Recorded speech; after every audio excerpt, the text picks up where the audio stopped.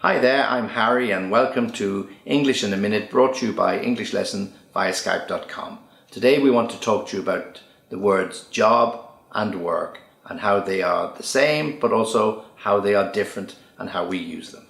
So we look at them in terms of their synonymous use, which is they can be both used as nouns. Job as a noun and work as a noun. I love my job. I love my work. Exactly the same. I am looking for work.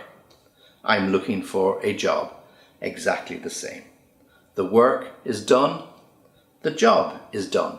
The work is finished. The job is finished. Exactly the same. So we can see here as a noun they are exactly the same. However, when we want to use work as a verb, which it is, to work, we can't use job as a verb. We can't say to job. Okay, so we can only say I have to work today.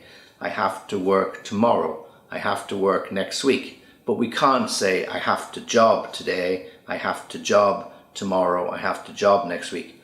It's only a noun. So they're similar when we use them as nouns, but when we're using as a verb, we can only use to work.